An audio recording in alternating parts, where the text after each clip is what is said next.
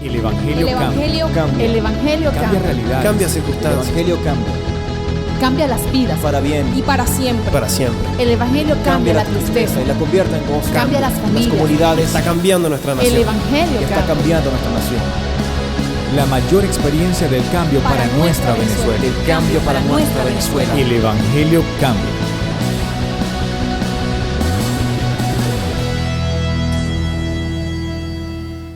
Quiero hablarles en esta mañana sobre este tema interesante. Jesús es el camino. Estaba él con sus discípulos, está en el libro de Juan, capítulo 14, verso 4. Estaba él con sus discípulos y Tomás le dijo: Señor, no sabemos a dónde vas. ¿Cómo pues podemos saber el camino? Jesús le dijo: yo soy el camino, la verdad y la vida. Nadie viene al Padre sino por mí.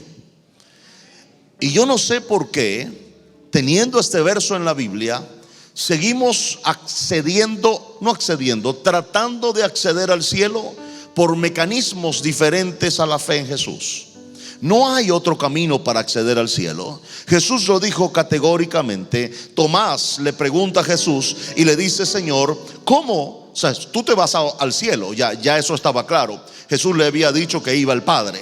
Así que ellos estaban conscientes de que el lugar de habitación o de vivienda fija de Jesús sería el cielo con el Padre. Ahora Tomás le pregunta: pero no sabemos cómo ir. ¿Cómo vamos a ir donde tú estás? Y Jesús le dice: bueno, yo le voy a decir cómo ustedes van a acceder al cielo. Y les dijo: yo soy el camino. En otras palabras, le estaba dejando categóricamente a Tomás y a todos sus discípulos claro que cualquier clase de herramienta o método tratado de usar por el hombre para llegar al cielo sería estéril e infructuoso. Y ese fue el grave error que cometió el hombre al tratar de hacer un camino diferente a Jesús para acceder al cielo. Alguna iglesia famosa o alguna tendencia eclesiástica famosa en el mundo ha establecido que entonces ellos son el camino para acceder al cielo y que ellos contienen la hegemonía y la exclusividad para hacer que el hombre pueda llegar al cielo, haciendo rituales, haciendo oraciones, haciendo buenas obras y una serie de normas que nunca jamás, óigame esto, jamás llevarán a alguien al cielo. Puede ser que logren un nombre en la tierra, puede ser que logren una reputación en la tierra de santos, aún algunos de ellos lo canonicen, pero jamás serán el camino para acceder al cielo, porque el camino único para llegar al cielo se llama Jesús. No hay otro que pueda llevarlo allá. ¿Alguien dice amén a eso? Entonces, no tiene una cosa que ver con otra. Pero yo he descubierto, junto a la ayuda del Espíritu Santo, que las personas no cambian con tópicos o mensajes que tengan que ver con la necesidad de la sociedad. La gente es cambiada cuando se acercan a Jesús. La gente es cambiada cuando tienen una experiencia con Jesús. Y les podría yo hablar de Saulo de Tarso yendo camino a Damasco para perseguir a la iglesia. Y yendo camino a Damasco tuvo una experiencia que a lo sumo pudo durar 5 a 6 segundos. Desde que este hombre tuvo esta experiencia con Jesús, de 5 o 6 segundos en el piso tirado y ciego, le pregunta a Jesús: Señor, ¿qué quieres tú que yo haga? Eso hablaba del cambio radical que había sufrido un hombre.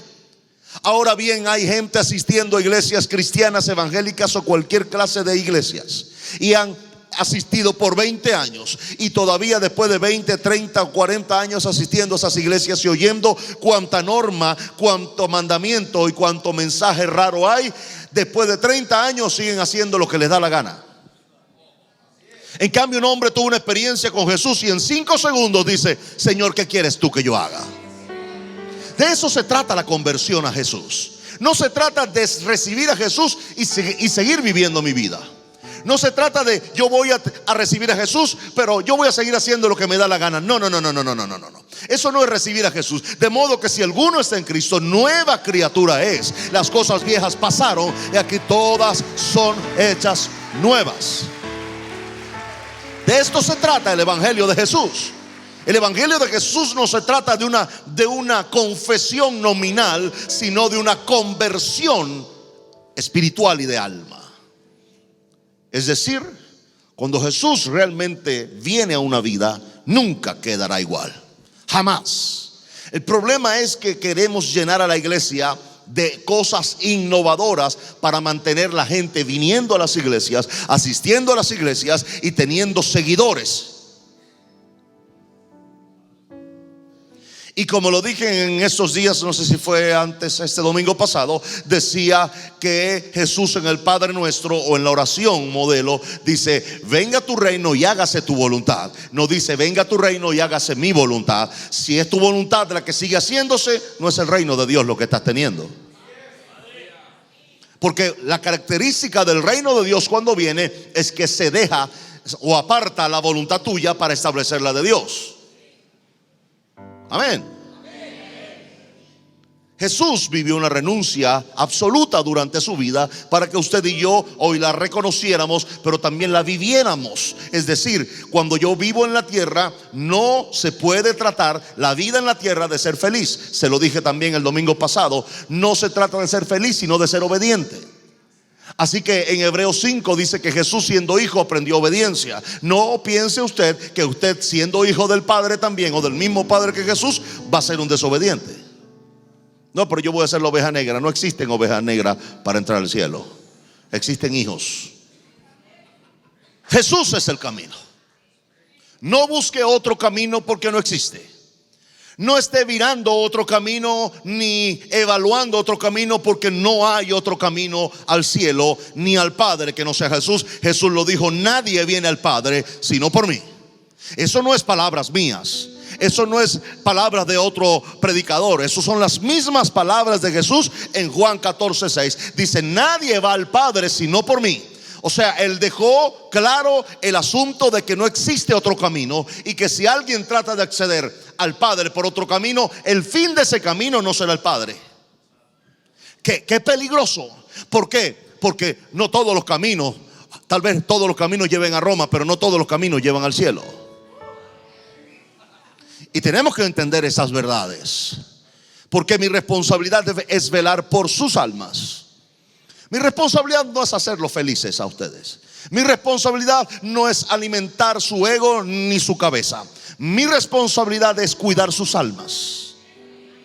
Y parte del cuidado de las almas debe ser el mensaje de Jesús, que con toda seguridad lleva las almas al puerto que se llama cielo. No hay otra manera de ir allá.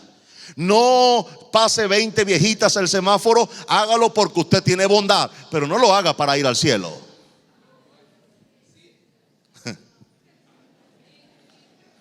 Se nos ha enseñado, la sociedad nos ha enseñado una serie de normas para ser bueno. Usted puede ser un buen ciudadano, pero un buen ciudadano es alguien que le ayuda a la ciudad. Pero un buen hijo de Dios es alguien que bendice la ciudad y va al cielo. O sea, yo quiero ser un buen hijo de Dios. ¿Alguien quiere ser un buen hijo de Dios? Les voy a decir categóricamente: Jesús es el camino.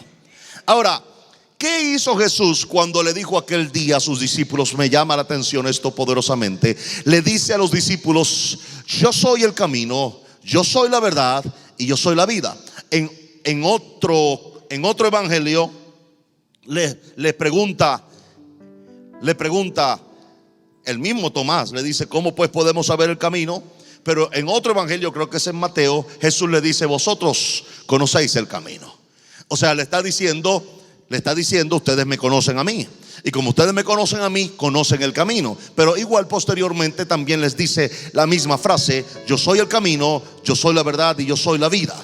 Así que no hay forma de confundir este verso como algunos eruditos lo han tergiversado. No hay manera de tergiversarlo. Jesús está hablando de forma clara y abierta de que hay un solo camino, y se lo advierte a Tomás diciéndole: ustedes lo conocen, el camino soy yo, porque yo soy el camino, yo soy la verdad y yo soy la vida. Pero luego no desarrolla que Él es la verdad, ni tampoco desarrolla que Él es la vida en ese momento. Solo desarrolla que Él es el camino, diciéndole a sus discípulos: nadie va al Padre sino por mí.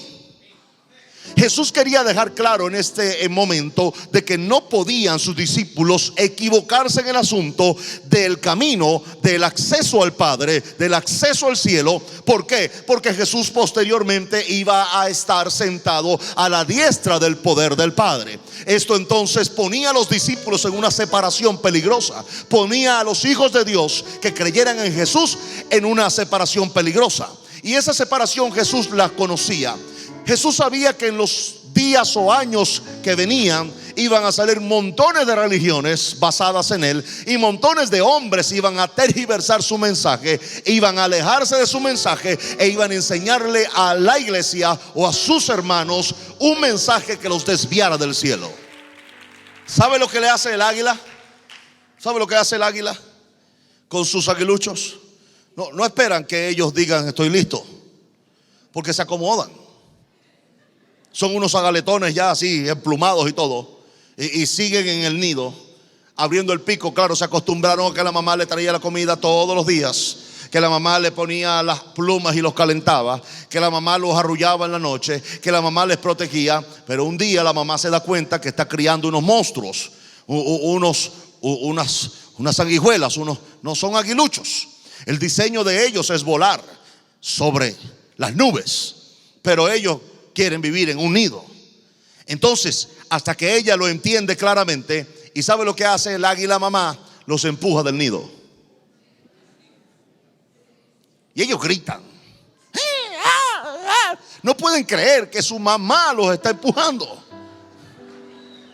Ellos ven así hacia abajo y dicen: mamá, nos vas a matar. Y la mamá los sigue empujando con la pata y le dice: vamos a volar.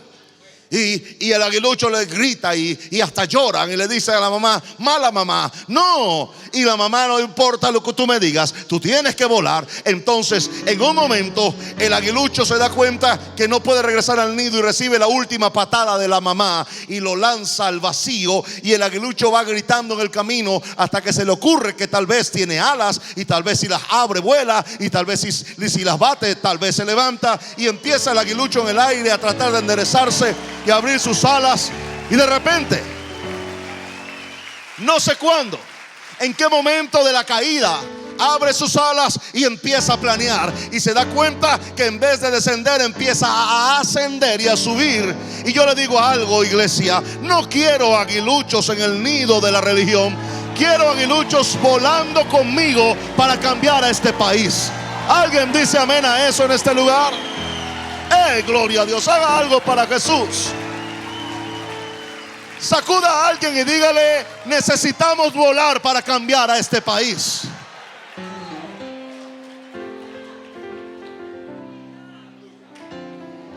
Pero ese día Jesús, viendo a sus discípulos, cuando le dice: yo soy el camino, la verdad y la vida, y nadie va al Padre si no es por mí, les está diciendo también: viene algo diferente a lo que hoy están viviendo. Oh, me gusta eso. Viene algo diferente a lo que hoy están viviendo. Jesús les dice a sus discípulos: no estén tan concentrados en lo que hoy están viviendo, más bien luchen por lo que viene. Jesús les dice: viene un cambio diametral, circunstancial de pactos. Les dice: antes todos trataban de acercarse a Dios. Eso es la ley. La ley es el hombre saltando para agarrar a Dios. La gracia es la mano de Dios agarrando al hombre. Son dos cosas diferentes. Y en este punto Jesús les está diciendo: ustedes todo el tiempo vieron y oyeron que las ceremonias, las normas, los dogmas y los mandamientos eran los únicos que guiaban a la gente hacia Dios según la ley de Moisés. Pero yo les digo hoy que hay un cambio diametral de pactos. Ya no es así. Ahora nadie va a acceder al Padre si no es por mí. Así que véanme a mí, crean en mí, óiganme a mí y accedan al Padre a través de mí. Jesús es el único camino a un mejor pacto. Así que, ¿quiere un mejor pacto? ¿Hay alguien que quiere un mejor pacto? Ok. Entonces, usted deje de buscar normas, deje de buscar dogmas.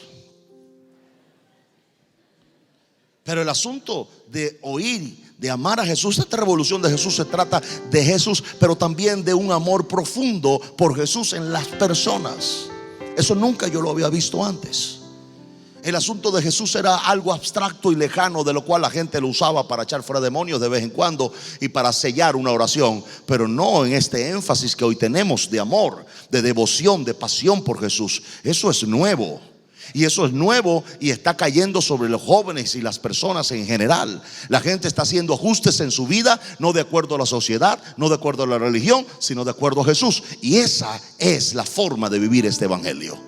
Y aún más, y esa es la forma de vivir con Jesús. No hay otra manera de vivir con Jesús. O lo vives apasionadamente o lo vives religiosamente. No hay un término medio para eso. Y usted sabe si vino de allá o si no vino, mucho mejor. Si usted no conoce cómo es conocer a Jesús en la religión, menos mal para usted. Pero si usted lo conoció o lo recibió por allá en la religión, entonces usted ahora, cuando oye de Jesús, va a hallar el mismo sabor a nuevo que los que lo acaban de recibir.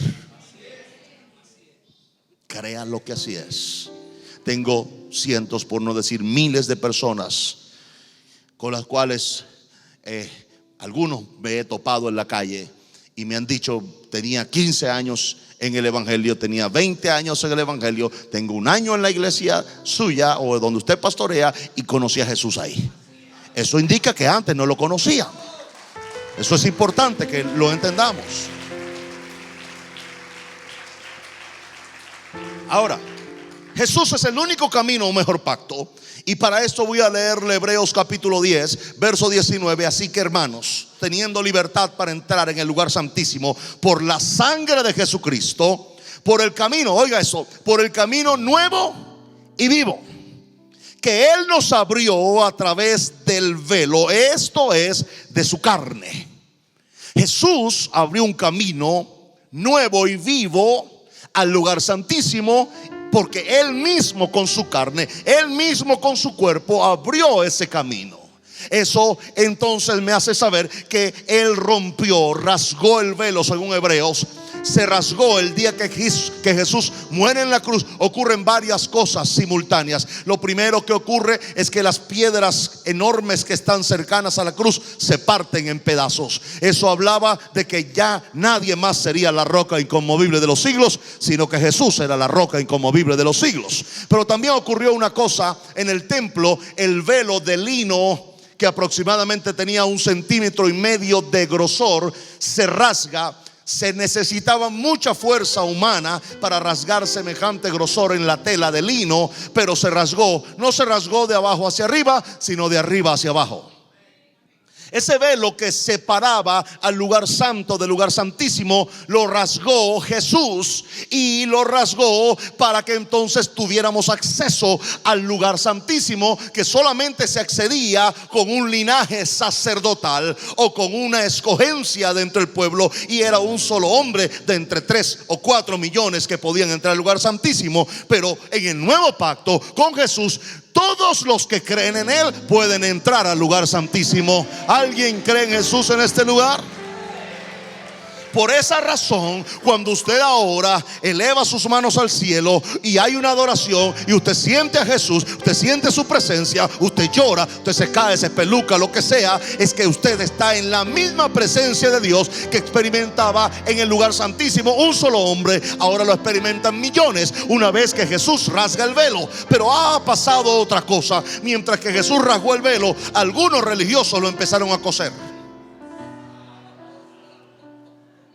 Jesús lo rasgó de arriba abajo y empezaron algunos hombres a coserlo de abajo para arriba. Entonces, teniendo libertad para entrar al lugar santísimo, libertad para entrar al lugar santísimo. Usted no tiene que pasar una ceremonia con un incensario y con un montón de cosas para entrar al lugar santísimo. No. Usted entra al lugar santísimo con libertad. Oh, Señor. ¿Y sabe quién le dio esa libertad para entrar al lugar santísimo? Jesús, el camino. Le hizo el camino para que usted fuera al lugar santísimo, y le abrió un camino nuevo y vivo. Diga conmigo: nuevo y vivo. Entonces, si Él me abrió un camino nuevo y vivo, ¿para qué transitar por la senda de la ley que es vieja y muerta? Si Jesús nos dio un camino nuevo y vivo. Mire la diferencia que hay. ¿Usted quiere seguir esa senda vieja y muerta? Entonces múdese al camino nuevo y vivo. Mire, esa senda no lo lleva a ningún lado. Porque cuando usted llegue al final de esa senda va a conseguir un velo cosido. Y usted no va a acceder al lugar santísimo. Va a acceder a un momento de emoción de la carne, pero no a la gloria de Dios. La gente no es transformada solamente con un luzazo de la gloria de Dios, sino que tienen que exponerse a ella. Según 2 Corintios 3:18 dice que somos transformados a la misma imagen de Jesús de gloria en gloria. Es decir, lo que le cambia a usted es la gloria de Jesús. No la emoción, sino la gloria de Jesús. ¿Alguien entiende eso? Ok. En el lugar santísimo, óigame esto que es poderosísimo. En el lugar santísimo solamente podía acceder una vez al año el sumo sacerdote. Una vez al año el sumo sacerdote. No sin sangre, no sin sacrificio, no sin ceremonia. Pero cuando Jesús viene, rasga el velo y abre un camino nuevo y vivo para que todo aquel que crea en Él pueda acceder al lugar santísimo con absoluta libertad. Así que ningún cabezón religioso se deje usted decir por alguno de ellos que usted no es digno de entrar al lugar santísimo, que usted no es digno de servir a Jesús, que usted no es digno de predicar a Jesús, que usted no es digno de orar ni de buscar a Dios. Porque eso no es problema de ellos. Eso es problema suyo con Jesús. Jesús y usted. Es una relación donde no cabe un tercero. Y menos si es cabezón. No. Entonces, dice, porque la ley, teniendo la sombra de los bienes venideros. La ley teniendo la sombra de los bienes venideros. ¿Qué era la ley entonces en el Antiguo Testamento? La sombra. La sombra. ¿Por qué vivir en la sombra? ¿Acaso usted no tiene libertad? No tiene llamado a ser salvo, no tiene dignidad porque Jesús habita en usted. Eso es lo que le gusta a la ley. A la ley le gusta que la gente viva en la sombra. Por eso no son libres. Por eso todo el tiempo tienen una mentalidad de pecado en la cabeza. Y por eso están caminando todo el día por el mundo asustados. Porque ¿y si peco? ¿Y si peco? ¿Y si peco? Mire, nunca va a sobrar el que venga a decir la gente va a pecar con ese mensaje. Mentira. La gente va a pecar aunque no le predique este mensaje. ¿Qué es lo que hace este mensaje? Este mensaje le deja el camino abierto para que regresen. La religión, cuando alguien peca, le cierran la puerta, el camino, le cierran todo, hasta la Biblia se la cierran.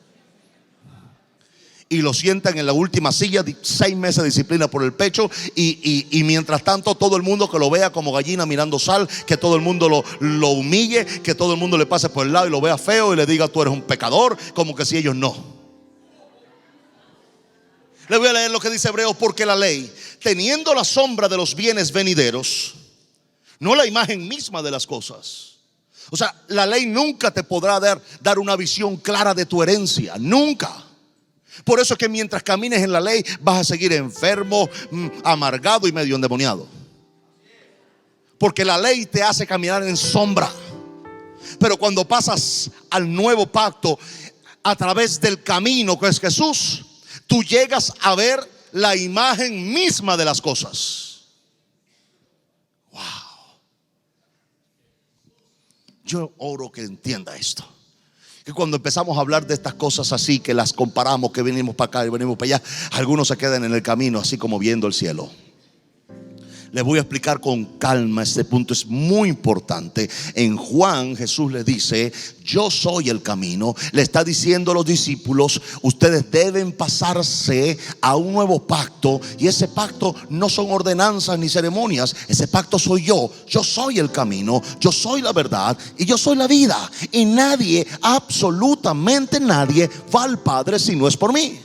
Así que ustedes no necesitan una muleta, no necesitan un atajo, ni un atrecho, ni un pasadizo secreto. Ustedes solo deben venir y transitar por el camino. Yo soy el camino. Ahora bien, posteriormente dice en Hebreos 10 que Él abrió un camino nuevo y vivo por su carne. O sea, ese es Él el camino. No hay otro que pueda hacer el camino. Pero luego dice, porque la ley teniendo la sombra de los bienes venideros, no la imagen misma de las cosas. Hay una imagen, hay una visión que el nuevo pacto te da, que no te da el viejo pacto ni te da la ley.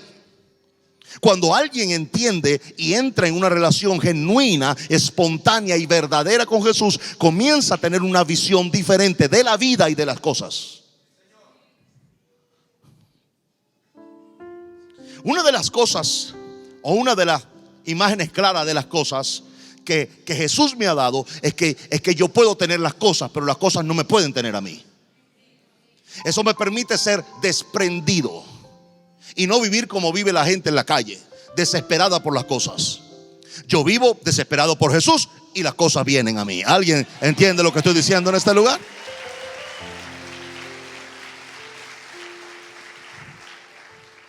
Entonces, cuando usted empieza a tener la imagen misma de las cosas, ya las cosas no lo tienen a usted, ni usted se desespera por las cosas, ni hace locuras por las cosas, porque las cosas son añadiduras de esta vida.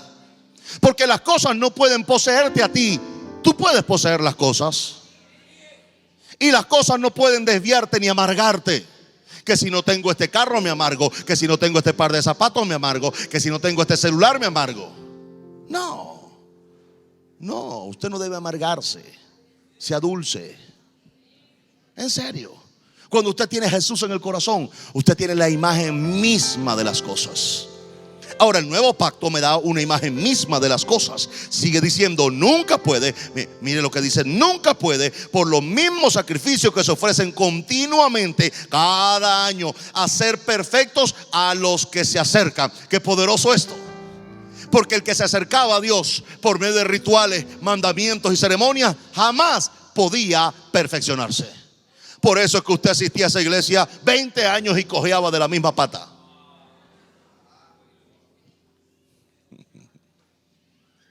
Ahora está entendiendo que no hay ningún beneficio de vivir en esa cosa vieja. Jesús es el nuevo pacto. Eso se lo prediqué en otro mensaje. Pero Jesús es el camino a ese nuevo pacto. Y lo deja categóricamente en Hebreos capítulo 10. Pero también dice en el mismo capítulo que entonces esos sacrificios que se hacían continuamente cada año no pueden hacer perfectos a los que se acercan. Esto es Biblia. Yo siempre digo, yo lo que hago es explicar versos. De repente Jesús hace ver a sus discípulos que hay un solo camino para acceder al Padre, pero luego el Espíritu Santo nos explica con detalles que esa clase de religión o esa clase de sistema religioso no puede hacer que los que se acercan se perfeccionen. Ahora bien, dice o sigue diciendo, de otra manera cesarían de ofrecerse.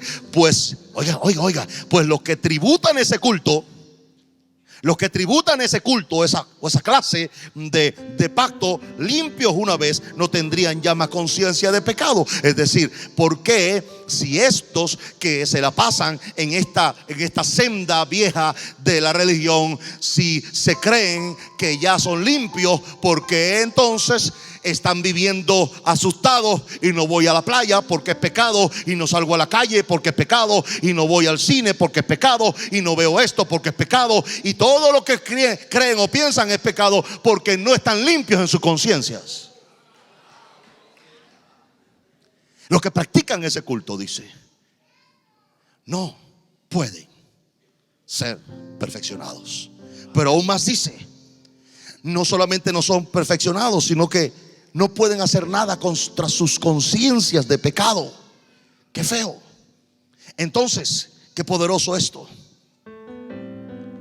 En el mismo Hebreos 10 dice, porque la sangre de los toros y de los machos cabríos no pueden quitar los pecados. Diga conmigo, no pueden quitar los pecados. Le voy a decir una cosa. Si la sangre de los machos cabríos y las becerras no pueden quitar los pecados, tampoco el ayuno puede hacerlo. Porque si la sangre de las becerras, no estoy hablando de otra cosa, sino del sacrificio de un animalito y la sangre esparcida de ellos, no puede, dice categóricamente, no puede quitar los pecados. Entonces no me venga usted a decir que un ayuno le va a quitar el pecado a usted, ni que 2 horas de oración le van a quitar el pecado a usted. Yo no ayuno para ser limpio, yo ayuno entonces para tener una mejor relación con mi Señor Jesús. ¿Alguien entiende lo que estoy diciendo? Yo no oro para ser santo, yo oro para tener una mejor relación con Jesús. Aleluya. Y como yo oro para tener una mejor relación con Jesús, no salgo diciéndole a la gente: oré 2 horas, oré 3 horas, ayuné 3 días. Si usted hace eso, está pasando hambre. Tal vez pierda grasa, pero no va a perder pecados.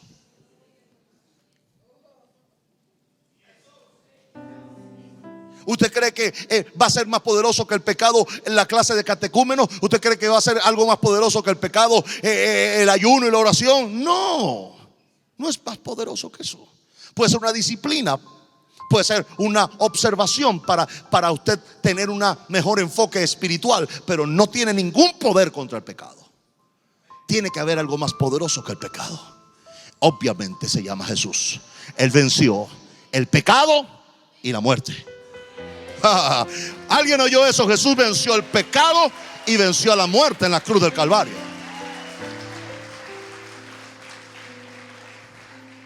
Mi posición puede ser evaluada y hasta criticada por muchos, pero yo sé que lo único más poderoso que el pecado, porque también es lo único más poderoso que la muerte, se llama Jesús.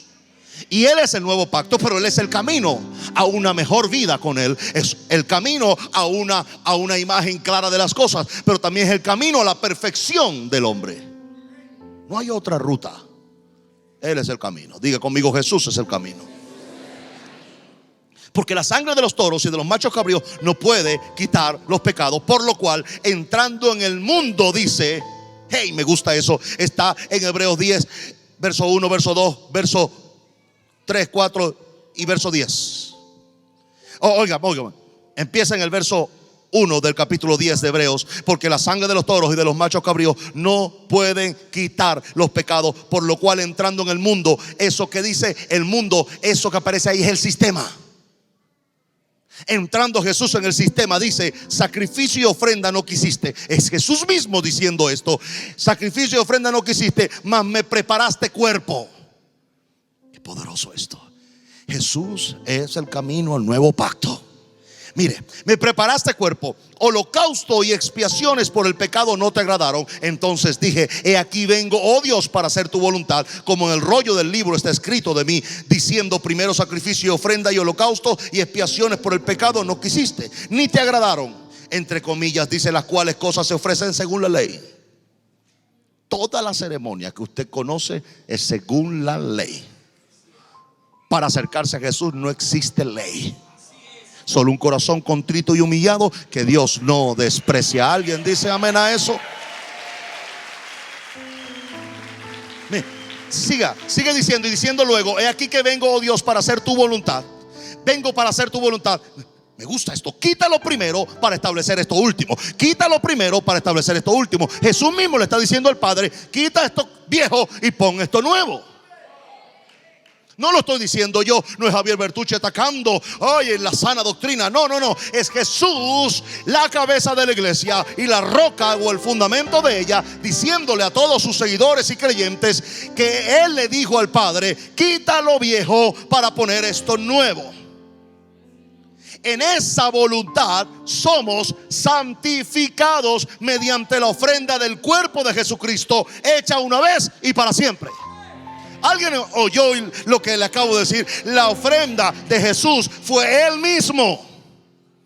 Y Él dijo: ya no hay que morir 20 o 50 veces. Ya Él murió una vez y para siempre por ti y para el perdón de todos los pecados. Eso indica entonces que cada vez que yo me arrepiento, no tengo que mantenerme en una posición de que a los 3 días que se me pasa o a la semana se me pasa. No.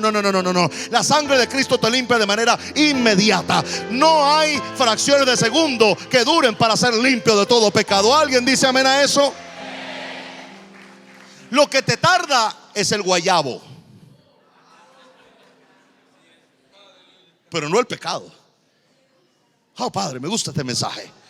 Me gusta. Entonces, en esa voluntad, y aquí se le va a caer la religión a muchos. En esa voluntad dice somos santificados. ¿En cuál voluntad?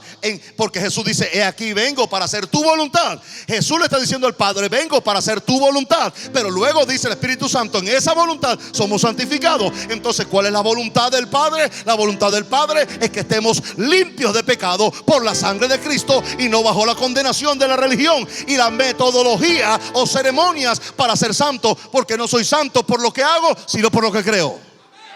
¿Alguien está entendiendo lo que estoy diciendo? Oh, Señor. ¿Cuál es la voluntad del Padre entonces? La voluntad del Padre no es que usted esté atado con grilletes a la religión, sino que usted camine bajo la libertad de los hijos de Dios. Ahora viene, dice, porque no tenemos un sumo sacerdote que no pueda compadecerse de nuestras debilidades. Me gusta eso. Porque ¿cómo vemos al hermano cuando tiene una debilidad? Lo vemos mal. Lo vemos así diciendo, ay, este hermano sí tiene esa debilidad. ¿Y cuál es la tuya? O tú has categorizado las debilidades. Entonces la debilidad de aquel hermano es peor porque se le ve y a ti no. La debilidad de aquel hermano que de repente camina raro y habla raro y levanta el dadito. O sea, ay, que ese hermano es esto. ¿Y tú qué eres?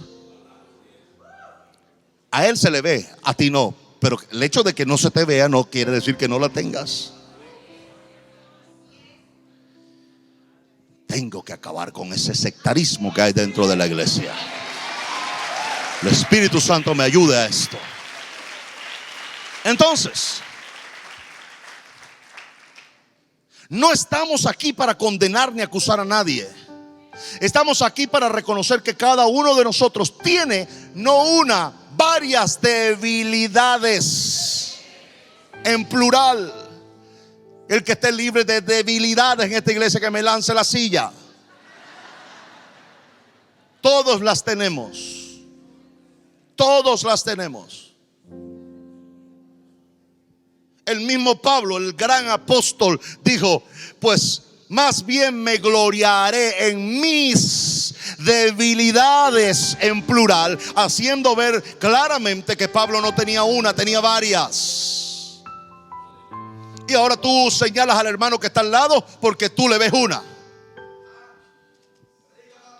Olvídate de esa tontería religiosa, de ese fariseísmo. Ya aquí dejamos de ser fariseos para ser cristianos. Yo aborrezco ese fariseísmo, esa apariencia de santidad cuando están podridos por dentro. No aquí, no después de conocer a Jesús, no después de que usted esté oyendo esta revelación de Jesús. No siga siendo condenatorio. Más bien ve al hermano como un hermano para ayudarle, para apoyarle, para sostenerle y hasta para empujarle cuando se quiera quedar atrás. ¿Alguien dice amén a eso? Porque no tenemos un sumo sacerdote que no pueda compadecerse de nuestras debilidades, porque el mismo Espíritu Santo conoce que no tenemos una sino varias, sino uno que fue tentado en todo, según nuestra semejanza, pero sin pecado. Es el único en la historia de la humanidad, el único que no cometió un pecado. Tenía que hacerlo, porque el único que podía dar un nuevo pacto era el mismo que cumpliera el primero. Y el primero no lo había podido cumplir ni siquiera el mismo Moisés.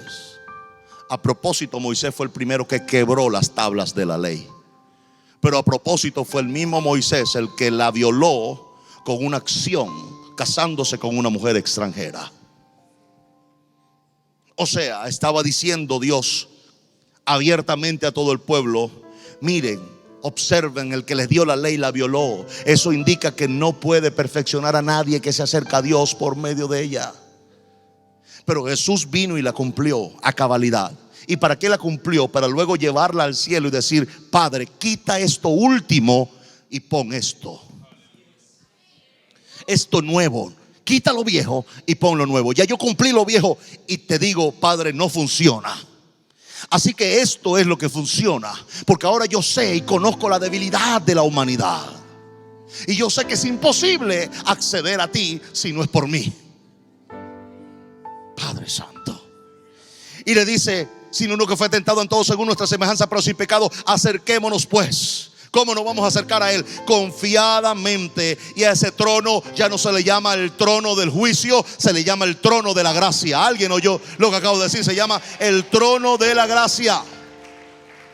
Para alcanzar misericordia. ¿Qué es lo que se alcanza en el trono de la gracia? Misericordia. ¿Alguien oyó lo que acabo de decir? Usted no va a hallar en el trono de la gracia condenación, señalamientos. No, en el trono de la gracia, una vez usted llega, consigue misericordia, pero también consigue gracia para el oportuno socorro. Oh, me gusta eso. Dios te va a ayudar en ese problema. Yo le estoy diciendo, Dios te va a ayudar en ese problema. Pero aún más, Dios te va a ayudar con esa debilidad, porque vas a hallar oportuno socorro en medio de tu debilidad. ¿Alguien dice amén a eso? Diga conmigo: Dios me va a ayudar. Dígalo: Dios me va a ayudar. Diga: Dios me va a ayudar. Oh, Señor mío. Termino ahí mismo en Hebreos, pero el capítulo 9 dice el verso 8: dando el Espíritu Santo a entender con esto que aún no se había manifestado el camino al lugar santísimo, entre tanto que la primera parte del tabernáculo estuviese en pie, lo cual es símbolo para el tiempo presente, según el cual se presentan ofrendas y sacrificios que no pueden hacer perfecto en cuanto a la conciencia al que practique ese culto, ya que consiste solo de comidas, de bebidas y de diversas abluciones o negaciones u ordenanzas o mandamientos. Todo eso significa abluciones y ordenanzas acerca de la carne. Parece que estuviera hablando de la iglesia de hoy. No hagas, quítate, no. Todos son ordenanzas. Como que si la gente cambia con eso, que si te pongo una falda larga, que si ponte un moño, que si no te maquilles, eso no cambia a nadie. La va a hacer más fea, pero no la va a cambiar de adentro hacia afuera. Aleluya. Y ordenanzas acerca de las impuestas hasta el tiempo de reformar las cosas. O yo lo acabo de leer: hasta el tiempo de reformar las cosas. Eso está en su Biblia y en mi Biblia por 2000 años. Y tiene que venir un predicador bonito y simpático para decírselo hoy a usted, aquí en Caracas, allá en Valencia y próximamente por la televisión nacional. Eso estaba en todas las iglesias de Venezuela y de Latinoamérica. ¿Hasta cuándo? Hasta el tiempo de reformar las cosas. Les digo, iglesia, viene una gran reforma para la iglesia cristiana. Una poderosa reforma. Una reforma que le va a abrir un camino amplio al trono de la gracia para hallar misericordia y oportuno socorro. Oh, Señor. ¿Y cuándo comienzan a reformarse las cosas? Viene el próximo verso: pero estando ya presente Cristo. ¿Quién es el precursor de la reforma? Cristo es el precursor de la reforma. Y con la revelación de Jesús viene una reforma para la iglesia, para usted, para su familia y para Latinoamérica entera. Pero estando presente Cristo. Óigame, sistema religioso: llegó Cristo, llegó la reforma. No hay nada que hacer. Ahora van a caer en estos próximos años y meses, van a caer todas las abluciones, todas las ordenanzas y todas las prácticas del culto de la ley, que consiste solo en comidas y en bebidas y en cosas que tienen que ver con la carne. Eso va a caer, para ser sustituida por una relación espontánea, genuina, con Jesús. Y nadie les hará falta que les digan: ahí está Dios. Dice la Biblia, porque todos le conocerán. En otras palabras, podía usarle el lenguaje coloquial popular diciéndole: se acabará el asunto de engañar al pueblo y de meterle gato por liebre. Van a empezar a conocer a Jesús. Y cuando Jesús se empieza a revelar, entonces todo lo que era viejo es sustituido por lo que es nuevo. Pero estando ya presente Cristo, sumo sacerdote de los bienes venideros. Señor, por el más amplio y más perfecto tabernáculo, no hecho de manos. Es decir, Padre, no de esta creación, ni por la sangre de los machos cabríos, ni de becerros, sino por su propia sangre, entró una vez y para siempre en el lugar santísimo, habiendo obtenido eterna redención. Señor, ¿qué logró Jesús, mi Señor, al entrar al lugar santísimo? Logró eterna redención para ti y para mí. Esto indica que la salvación no me la gano, solo la creo y la recibo. Eso cambia las cosas. Porque si la salvación no me la gano, entonces no debo hacer nada especial para ganármela. Solo debo creerla y recibirla. Entonces, pastor, ¿por qué voy a apartarme del mundo? Porque quiero estar con Jesús. Entonces, ¿por qué no voy a pecar? Porque amo a Jesús. Entonces, ¿por qué no voy a ser como los demás? Porque no puedo. Porque Jesús habita en mí y me hace ser diferente a los demás. Por eso no me sale una grosería por la boca, porque lo que tengo adentro es Jesús, y de la abundancia del corazón habla la boca. No puedo decir groserías cuando lo que habita en mí es Jesús en mi corazón. Así que cuando yo hablo, hablo de Jesús. Cuando yo hablo, yo edifico a los que me oyen adorando a Jesús. Entonces cambia la perspectiva, porque antes era una apariencia de piedad. Yo tenía que caminar con cara larga y seria para así la gente me viera santo. Tenía que vestirme de una manera para que la gente cuando pasara dijera: ahí va una santa, o ahí va un santo del Señor. Cuando estaba llena de odios, de amargura y de rencores hacia sus hermanos. Pero eso está cayendo. Habiendo obtenido eterna redención. Y aquí viene este verso 14. Porque si la sangre de los toros y de los machos cabríos y las cenizas de las becerras rociadas los inmundos santificaban para la purificación de la carne. ¿Qué hacía eso cuando caía en la carne de la gente? Sencillamente lo purificaba por esa vez, solo por esa vez. Pero ¿sabe lo que salía la gente diciendo una vez que eran limpios de su carne? Salían pensando en el pecado. Y esa es la gran solución para poder tener libertad, hijos. La libertad no se obtiene por tener una Biblia debajo del brazo. La libertad no se obtiene por una serie de ayunos y oración religiosamente y observar algunas ceremonias y mandamientos de la iglesia establecida. Porque es verdad que si no soy ya esclavo del pecado, ahora soy esclavo de la religión. Y Jesús no me llamó a eso. Jesús llamó a la libertad. Porque el que el Hijo del Hombre libertare será verdaderamente libre, dice mi Biblia. Eso habla de una libertad absoluta, completa. No habla de una libertad a medias. Ahora yo me puedo acercar confiadamente, con plena libertad al trono de la gracia para hallar misericordia y oportuno socorro. Porque hay una cosa, estas cosas servían para cierta piedad en la carne. Pero luego dice entonces, ¿cuánto más? O sea, si la sangre de animales servían para cierta limpieza en la carne de los que practican un culto viejo, dice, ahora que vemos con claridad las cosas, luego después de una revelación de que Jesús es la propiciación por nuestros pecados, Él es el nuevo pacto, pero es el camino al trono de Dios.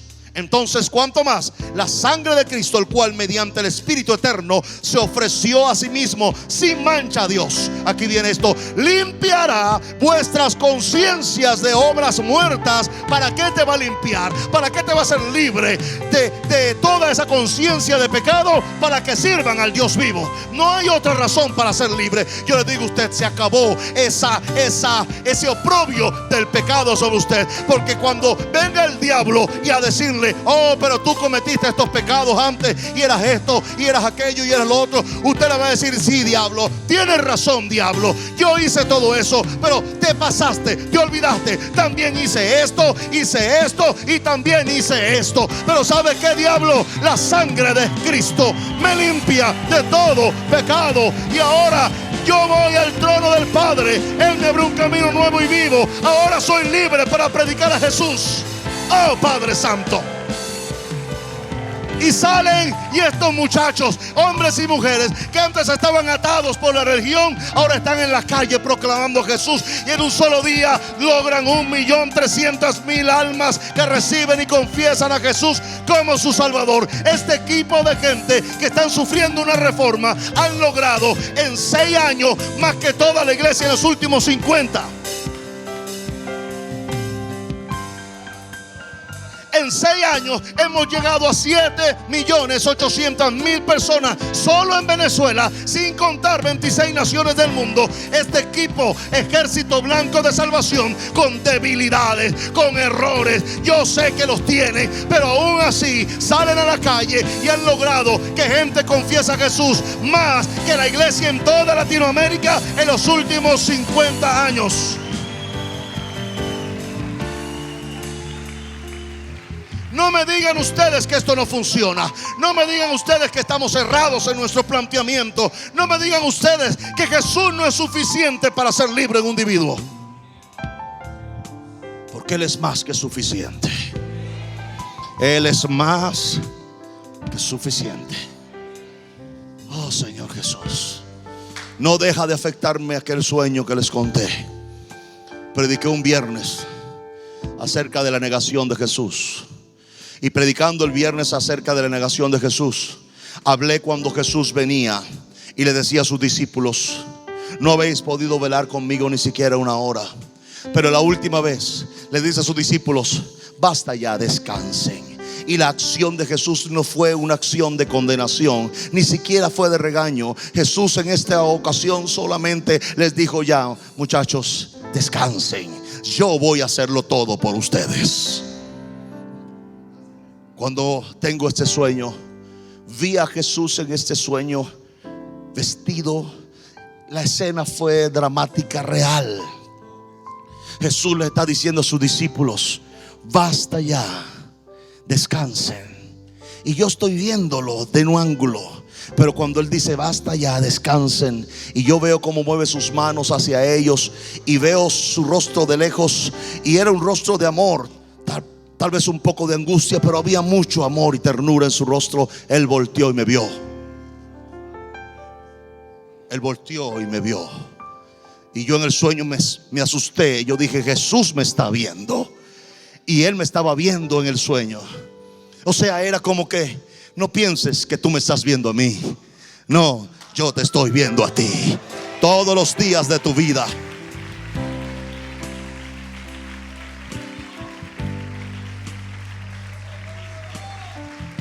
¿Sabe cuál es mi alegría? Que estamos agradando a Jesús. ¿Sabe cuál es mi satisfacción? Que estamos agradando a Jesús. Que Jesús nos está viendo. Que Jesús está pendiente de nuestras obras y hechos.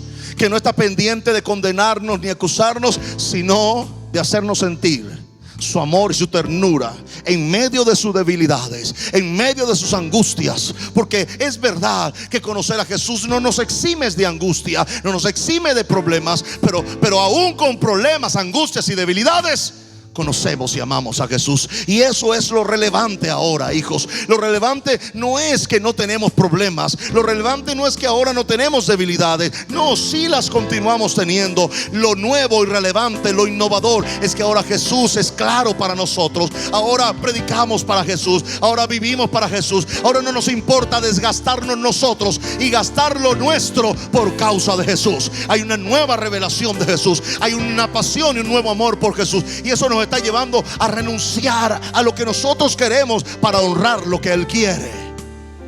Y se va a convertir en el más grande avivamiento que hayamos visto sobre la faz de la tierra.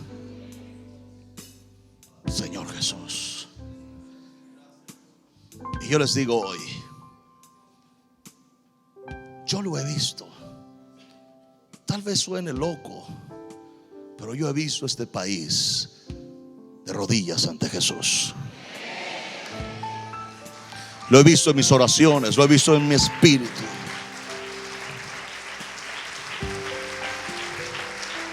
Yo sé que esa es su voluntad. Yo sé que en esa voluntad somos santificados todos.